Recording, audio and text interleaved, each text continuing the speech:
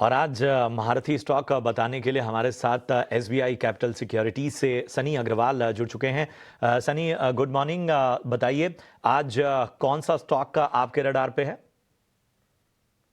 या very good morning to you and all the viewers. आज auto sector से मैं फोर्स मोटर्स को रिकमेंड करना चाहूंगा with a price target of 22,000 and investment horizon of 6 to 12 month. Basically company के कारोबार की बात करें तो one of an leading commercial light commercial vehicle manufacturer है, जहां इनका 70% मार्केट शेयर है। दो पॉपुलर ब्रांड जो इनके किटी में है वो है ट्रैवलर नाम से जो ब्रांड है वो, और इसका एक अपग्रेडेड वर्जन अर्बेनिया जो इन्होंने 12 से 15 महीने पहले लॉन्च किया था। बेसिकली ये स्टॉक हमें इसलिए अच्छा लगता है क्योंकि हमने देखा था कि जीएसटी रैशनलाइजेशन जो हुआ था 28 से 18% का ये सेगमेंट में, इसके चलते इनकी जो वॉल्यूम ग्रोथ है काफी रोबस्ट रही है। तो अगर आप अप्रैल से नवंबर की जो समय है उस वक्त देखेंगे तो 19% की वॉल्यूम ग्रोथ कंपनी ने दर्ज करी है। और हम वाहन के डेटा देख रहे थे तो पिछले 3 महीने में 28 दिसंबर तक जो वॉल्यूम ग्रोथ रही है वो 38% की रही है। तो हमें लगता है कि जो मंथली सेल्स नंबर अगले सप्ताह में डिक्लेयर होंगे दिसंबर मंथ के लिए और फुल क्वार्टर के लिए, तो एक जबरदस्त वॉल्यूम ग्रोथ हम फोर्स मोटर्स में आते हुए देखेंगे। इसके अलावा इनका एक जेवी है जो फोर्स एमटीयू पावर सिस्टम के नाम से जाना जाता है, जहां इनका 51% स्टेक है और 49% स्टेक रॉल्स रॉयस का है, जो रॉल्स रॉयस के लिए ग्लोबली इंजन मैन्युफैक्चर करती है। और अगर आपने ध्यान दिया होगा कि कल एक न्यूज भी थी कि रॉल्स रॉयस इंडिया को एक लार्ज मैन्युफैक्चरिंग हब बनाएगा, तो मुझे लगता है कि आगे जाके इनकी जो सब्सिडरी है इसका भी बेनिफिट लॉन्ग टर्म में प्ले आउट होते दिखेगा। अगर हम फाइनेंशियल परफॉर्मेंस की बात करें तो पिछले 3 साल काफी रोबस्ट रहे थे कंपनी के लिए, जहां हमने देखा कि सेल्स 36% की दर से ग्रो हुआ है, प्रॉफिट 100% की दर से ग्रो हुआ है और ROE ROC are now back to 15 to 16%। तो इसी के चलते हमें लगता है कि जिस तरह से robust volume growth retail sales में हुई है, दिसंबर क्वार्टर के नतीजे भी काफी रोबस्ट होना चाहिए। वैल्यूएशन के लिहाज से अगर देखें तो 1 ईयर फॉरवर्ड पर तकरीबन 24-25 के प्राइस टू अर्निंग मल्टीपल पर ये कंपनी ट्रेड हो रही है। I think one of an leading auto OEM company portfolio में ग्रेजुअली ऐड करना चाहिए। फोर्स मोटर्स 22,000 के लक्ष्य के लिए 1 साल 6 से 12 महीने की अवधि को रखिए टारगेट, और यहाँ पर आपको लक्ष्य हासिल होंगे। सनी, चूंकि आप हमारे साथ बने हुए हैं और अब यहाँ से एक आउटलुक भी बनता है 2026 में, आपके हिसाब से मार्केट आउटलुक क्या नज़र आ रहा है आपको, और कहाँ कहाँ किन किन सेक्टर्स को जो है वो आप अपने रडार पे रखेंगे?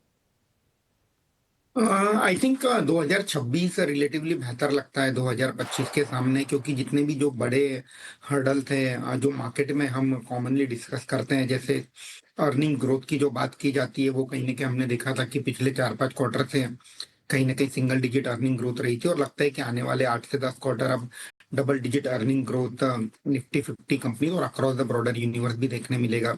एक वैल्यूएशन का कंसर्न था कि लास्ट ईयर सितंबर 2024 में जब मार्केट ने टॉप किया था उस वक्त Nifty 1 year forward 23 time price to earning multiple पर था। आज वो घटकर अब 20 टाइम्स आ गया है। और eight the same time Nifty 50 का जो एक प्रीमियम था एमएससीआई इमर्जिंग मार्केट इंडाइसेस के सामने, पहले 70-80% के आसपास चल रहा था, वो अब घटकर पिछले 12 से 15 महीने में जब निफ्टी ने कंसोलिडेशन दिखाया है तो वो घटकर भी 47% आ गया। तो मुझे लगता है कि अर्निंग ग्रोथ जो है उसका हर्डल खत्म होते हुए दिख रहा है, वैल्यूएशन का कंसर्न भी खत्म होते दिख रहा है। तो ऑब्वियसली आने वाला जो साल है 2026 ये एक रिलेटिवली बेहतर ईयर हो सकता है। बट इसका मतलब ये नहीं है कि अक्रॉस द ब्रॉडर मार्केट हम रैली देखेंगे। It is more of an bottom up stock pickers market.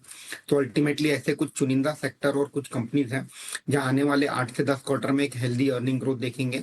वही कुछ कंपनीज में हम देखेंगे कि स्मार्ट मनी उसी को चेस करते हुए दिखेगा। रही सेक्टर की बात तो हमें लगता है कि auto auto ancillary can be the one sector जहां काफी रोबस्ट वॉल्यूम ग्रोथ हम देख रहे हैं। ऑटो एंसिलरी स्पेशली जहां डबल बेनिफिट हम देखते हैं, एक ऑब्वियसली डोमेस्टिक डिमांड में एक कहीं ना कहीं एक अपटिक देखा है हमने, और एट द सेम टाइम काफी सारी जो बड़ी ओईएम कंपनी है वो इंडिया को एक एक्सपोर्ट हब बना रही है। तो ऑटो एंसिलरी कंपनी को डबल बेनिफिट होते हुए हम आने वाले 2 सालों में देखेंगे। तो auto auto ancillary the one pack, obviously entire BFSI pack within NBFCs which is a top favorite, क्योंकि इंटरेस्ट रेट का जो कट का बेनिफिट है सीधे सीधे एनबीएफसीज को एक कहीं ना कहीं लोअर कॉस्ट ऑफ फंड के फॉर्म में देखने मिल रहा है। बैंक्स हालांकि निम में प्रेशर बना हुआ है, लगता है मे बी दिसंबर या मार्च क्वार्टर ऑनवर्ड्स निम में भी स्टेबिलिटी आती हुई दिखेगी। तो for banks FY 27 and 28 are likely to be relatively better. तो ये प्राइम फोकस सेक्टर रहेंगे। इसके अलावा कुछ जो छोटे छोटे सेक्टर है जो हमें अच्छे लगते हैं, जैसे metal mining, recycling which is again link to a metal mining sector. At the same time with in manufacturing अगर किसी को बैट लेना हो तो पीईबी सेक्टर, जो प्री इंजीनियर्ड बिल्डिंग जो सेगमेंट है, हालांकि इससे यही सेक्टर से अभी 4-5 कंपनी रिसेंटली लिस्ट होते हुए देखी हमने। ऑयल मार्केटिंग कंपनी, क्योंकि क्रूड ऑयल के दाम कहीं ना कहीं कमजोर हैं। तो मुझे लगता है कि थोड़ा सा एक यूनिवर्स बनाकर काम करना होगा, वेदर यू आर इन्वेस्टर और ट्रेडर। आने वाले साल के लिए 25-50 कंपनी का अगर आप यूनिवर्स आइडेंटिफाई कर लेते हैं 8-10 सेक्टर से, और इन्हीं यूनिवर्स के साथ अगर आप स्टिक करके काम करेंगे, तो मुझे लगता है कि रिस्क एडजस्टेड रिटर्न आने वाले समय में बेहतर होते हुए दिखेगा 2025 के सामने। चलिए, तो 2025 से 2026 ज़्यादा बेहतर नज़र आ सकता है सनी अग्रवाल की राय में। और सेक्टर्स नोट डाउन करके ज़रूर रखिए, मिस कर दिया है तो परेशान होने की ज़रूरत नहीं है। ये सारी बातचीत हम सोशल मीडिया पे भी डालेंगे, तो वहाँ से रिविजिट आप कर सकते हैं। बहरहाल